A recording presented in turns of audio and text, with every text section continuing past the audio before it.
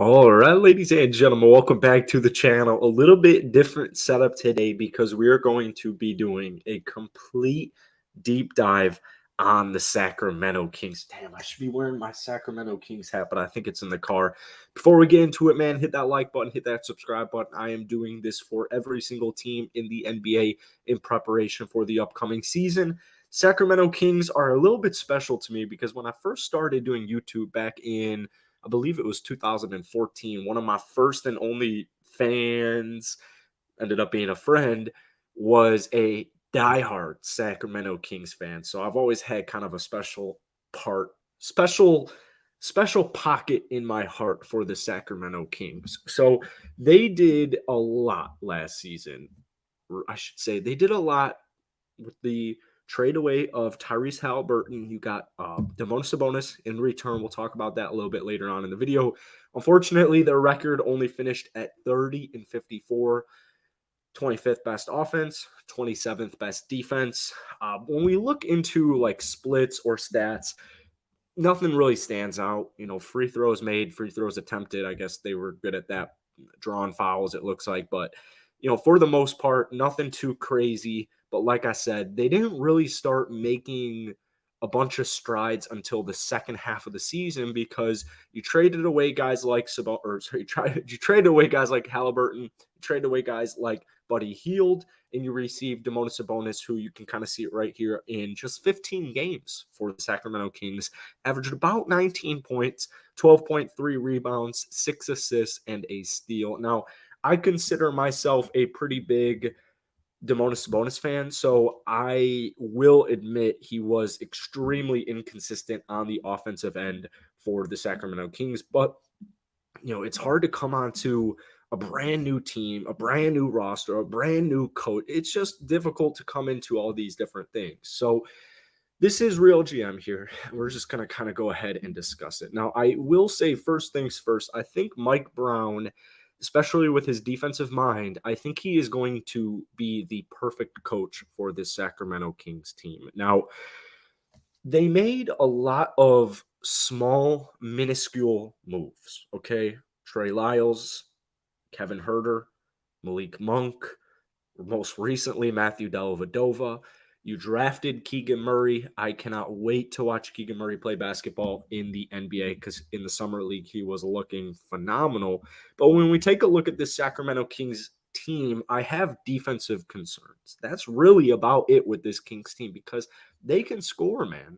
They can definitely score the basketball. You have Darren Fox, a 20-point per game scorer.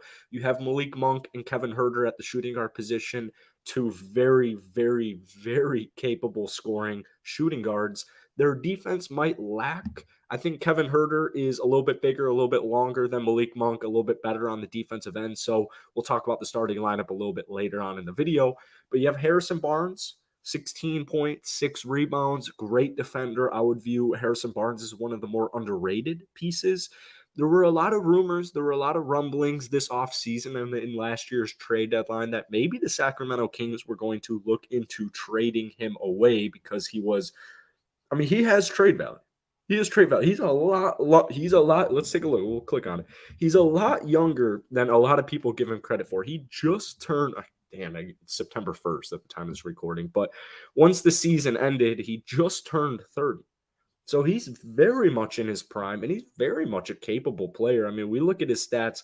A lot of people remember him for his tenure in Golden State, running it up with the Splash Brothers. But, this is a borderline 20-point per game scorer a couple of seasons ago. He's a phenomenal three-point shooter at 38% in his career. And Harrison Barnes, I'm glad they held on to him. I'm glad they didn't trade him. I'm glad they didn't give anything up for him. Now, this probably won't be the starting lineup you see Real GM. I don't think that they got Keegan Murray all the way down there at limited playing time. Metu is a nice, enticing piece, 9 points, 6 rebounds for them this upcoming season. I would 100% actually anticipate, I think he will have a much bigger impact, a much bigger role on this Kings team. 21 minutes per game this past season. I guess we'll talk about him a little bit later on in today's video, but like I said not too long ago, my biggest concern with this Kings team is defense. But I will say this. while I think they're lacking defense, you still are getting in the right track. You're headed in the right direction. And it's not like you're the worst defensive team in the league. You have studs, you have young studs, guys like Davion Mitchell. Davion Mitchell is a phenomenal defender. It's one of the things he's really, really excels at. One of the things he really excelled at in college. You have Harrison Barnes, a good defender. Maytu is a good defender. Rashawn Holmes is a good defender. My point is this. Sacramento this upcoming season will get my expectations out actually just right out of the get-go. My expectations for the Sacramento Kings are some type of playoff berth, and I will count a play-in 100% because the Western Conference as it stands right now, it's extremely competitive. But you have to keep in mind, every season in every sport, only 50% of the teams that made the playoffs that previous season will be returning to the playoffs that upcoming season. So hopefully that provides a little bit more hope for Sacramento because I guarantee you if they had Sabonis, if they had made that trade at the start of the season, the trade for Sabonis getting rid of Tyrese, I bet you this team would have been a lot closer, if not already in the play-in tournament. You got to keep in mind, though, these guys, Darren Fox, Sabonis, these are 25, 26-year-olds. They're still extremely young. They're still extremely raw. Both of those two cats, I guess Sabonis has had some playoff experience, but when we look at guys like Darren Fox, I mean, he's really been kind of carrying the ship for Sacramento the last couple of years. He's been just rock solid. And if he can get back to his 37%, or it might have been 38%, 37, 38% three-point shot that he had in his sophomore campaign, I mean, that adds a whole nother threat to the Sacramento Kings rotation. But like I said, I really think regardless of my defensive concerns, Rashawn Holmes' injury definitely didn't help. I bet you this team would have been a lot more. I mean, they definitely would have gotten more than 30 wins this past season. So my prediction for them for this upcoming year is probably somewhere along the lines of just honestly straight up playing 7 to 10. Maybe they could squeak out a 6, but with the way the Western Conference is looking, you'd need Darren Fox, Sabonis to kind of just be themselves, be extremely efficient, be extremely effective. Then you'd probably need a guy like Keegan Murray to kind of almost mold into a star level player, which he is fully capable of doing that. That's exactly what he looked like in Iowa. I mean, 22 years old. He's had some experience at college. So it's not like he's, a 19-year-old young gun coming out of college. He has some experience. When we look at his summer league performance right here, I mean, there were some games. Granted, the injury definitely didn't help, but it's looking like he'll be okay.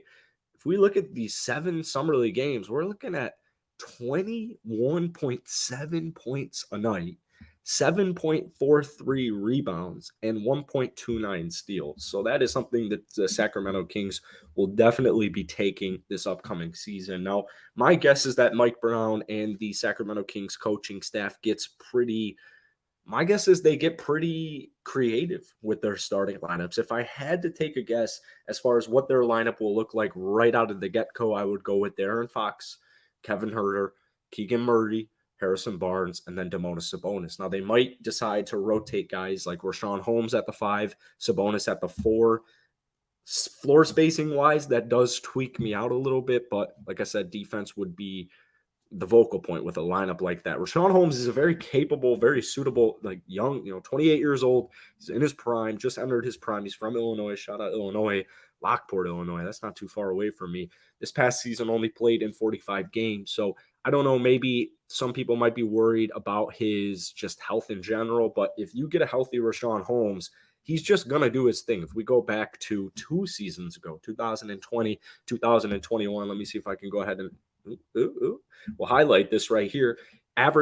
Started in all 61 games that he played in, averaged 29 minutes a night, and we're looking at 14 points per game, 8 rebounds, a couple of offensive boards, which is another critical component, and a couple of block and a half per game. I mean, I'm definitely going to take that. So you guys probably know a little bit better than me, to be quite honest with you. I would imagine, though, with what I know, that we will see a little bit of Rashawn Holmes starting. Now, defensively, here's the thing. It's not going to be the end of the world, okay? But you have a special cat named, we'll just go to him. You have a special cat named Davion Mitchell, all right? Now, coming out of Baylor, drafted at number 9, last season was pretty cool. First off, he played in almost every single game. 75 games played, 19 starts, 28 minutes a night, about 11 and a half points. What stood out to me was, if we're rounding up here, 32% from downtown. I will take 32% from downtown for Davion Mitchell on almost 4.5 threes per game in his rookie season, because that spells to me he's only going to improve. Now, the free throw percentage at 66 might cause a little bit of concern, but I'm going to trust the process. I'm going to trust Davion Mitchell that he comes this upcoming season with an improved three-pointer, because this is a player who, in just 28 minutes a night, 11 and a half points, couple of rebounds, couple of assists, some solid defensive stats. This is something I'm going to take. This is definitely something I'm going to take. So Davion Mitchell, while he, I don't know if I would imagine he's not going to come out starting right out of the get-go. This is a long-term player for the Sacramento Kings. And I would imagine, I'd go on a limb here and say the progression of Davion Mitchell, just the way the Kings viewed him, the way they saw him in Summer League, the way they saw him in the first half of the season, the way they saw him when they scouted him to draft him, my best guess is that they saw enough in Davion Mitchell to take that gamble on trading away Tyrese Halliburton for Domantas Sabonis. Now, I would actually go as far to say I viewed Sabonis at just 26 years old, just turned 26, so he'll be 26 for all of next season. I view him as one of the more underrated players in the entire NBA. Now, defensively, he's not a stud. He's not a stud defensively. But when we look at his stats, when he got to Sacramento, 33 and a half minutes, 19 points. We already did this not too long ago. 12 rebounds, 6 assists. He's right on par. It's funny enough, his shooting, 55% from the field, is actually higher than his career average of 53%, but it was a little inconsistent. Now, maybe Kings fans could prove me wrong down below in the comment section, but like I said, I had a pretty tight eye on Sabonis because my fantasy team was not good, and I desperately needed Sabonis to put up efficient and just eye-popping statistics. So I would imagine you'll see some mixed lineups out there. De'Aaron Fox, Kevin Huerter, Keegan Murray, Harrison Barnes, Sabonis. That's my starting lineup. But you might see a different closing lineup depending on who you're playing, depending on the matchup, depending on what Mike Brown is seeing, to be honest with you. We will definitely see, I'm imagining, some starts and some finishes for Davion Mitchell. Same thing goes for Kevin Huerter. Same thing goes for Malik Monk. I don't think Malik Monk should be the starter. I think he, in Los Angeles this past year, he had a just straight up career year. He also was extremely young, 24 years old. Malik Monk's only 24 years old. He had a great year with Los Angeles. Only 37 starts, so started in about half of those games. 28 minutes, about 14 points per game, shot almost 6 threes a night for 39%.